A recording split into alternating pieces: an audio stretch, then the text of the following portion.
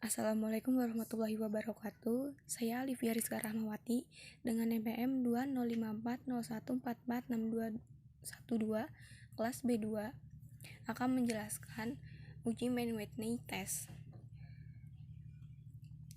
Pengertian uji Mann-Whitney test adalah uji non-parametris yang digunakan untuk mengetahui perbedaan median dua kelompok bebas apabila skala data variabel terikatnya adalah ordinal atau interval tetapi tidak berdistribusi normal. Tujuan dari tes ini ialah sebagai alternatif penggunaan uji T bila mana persyaratan parametriknya tidak terpenuhi dan bila datanya berskala ordinal. Ada beberapa persyaratan dalam uji Mann-Whitney test. Yang pertama, data berskala ordinal, interval, dan rasio. Yang kedua, terdiri dari dua kelompok yang independen atau saling bebas. Data kelompok yang pertama dan data kelompok yang kedua harus berjumlah sama banyaknya. Yang keempat, data tidak harus berdistribusi normal sehingga tidak perlu uji normalitas. Kemudian di sini ada contoh soalnya itu hasil check up kadar gula darah normal pada orang dewasa yang berpuasa selama 8 jam sebelum dicek gula darah dan kadar gula darah orang yang tidak berpuasa. Kemudian di sini ada tabel kadar gula darahnya, yaitu berjumlah 25 tabel. Dan dari data tersebut, seorang bidan ingin mengetahui apakah terdapat perbedaan secara signifikan kadar gula darah normal pada orang dewasa yang berpuasa dan kadar gula darah orang yang tidak berpuasa. HO-nya, tidak ada perbedaan secara bermakna antara kadar gula darah normal pada orang dewasa yang berpuasa dengan kadar gula darah orang yang tidak berpuasa. Kemudian kita masuk ke langkah-langkah menggunakan SPSS dalam uji Mann-Whitney test. Yang pertama, kita ketik dulu data yang di tabel tadi di Excel. Kemudian kita masuk ke SPSS, lalu kita klik variable view.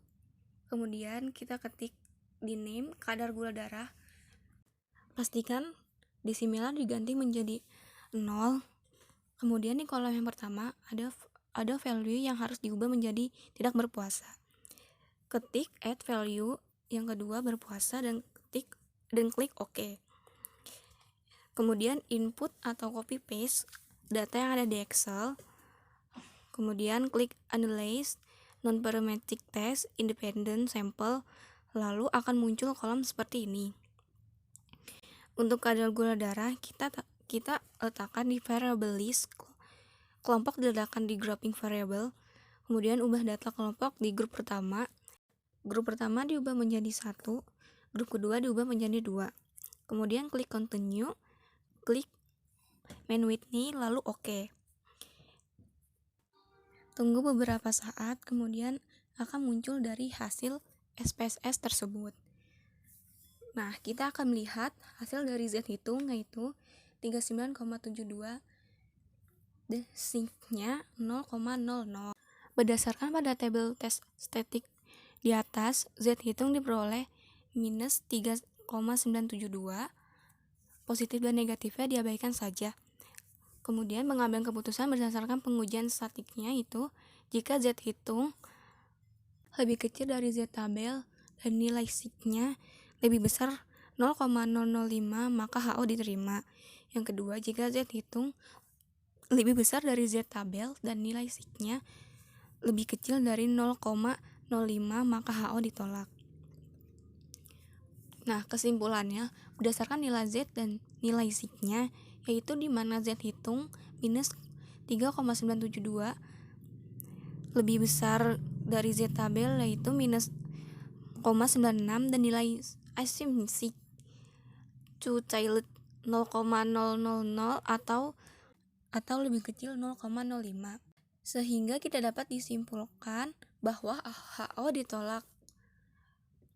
Terdapat perbedaan secara bermakna pada kadar gula darah orang dewasa yang berpuasa dengan kadar gula darah yang tidak berpuasa.